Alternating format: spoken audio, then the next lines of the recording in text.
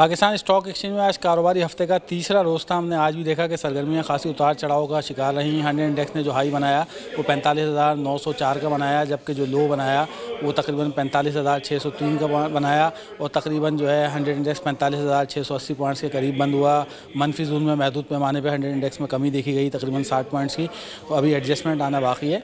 Market के जो तज्ज़ियाकार हैं उनका यही कहना है कि मार्केट में दिन ब दिन जो वॉल्यूम्स हैं वो कम होते जा रहे हैं। आज जो है मार्केट में हमने देखा कि तकरीबन 14 करोड़ शेयर्स का काम हुआ था। कल हमने देखा कि वर्ल्ड कॉल की वजह से जो है वो थोड़ा सा काम मार्केट में ज़्यादा हुआ था, 27 करोड़ शेयर्स का काम हुआ था, मगर कल जो है वर्ल्ड कॉल में सिर्फ 9 करोड़ शेयर्स का काम था।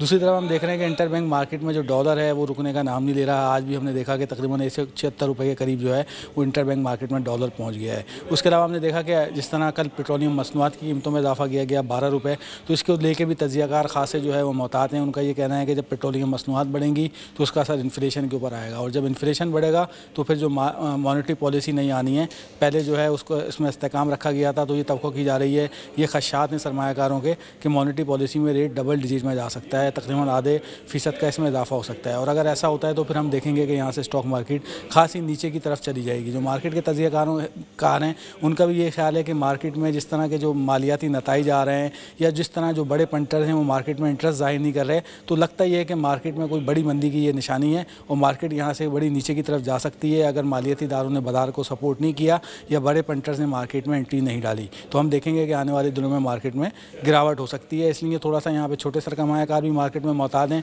नई पोजीशन लेने से गुरेज कर रहे हैं, जिसकी वजह से हम देख रहे हैं कि मार्केट में कारोबारी हजम भी रोज़ बरोज़ कम होता जा रहा है और इसका असर ज़ाहिर है ब्रोकरेज हाउसेस के कमीशन पर पड़ रहा है और उनके लिए खर्चे निकालना भी मुश्किल हो गया है।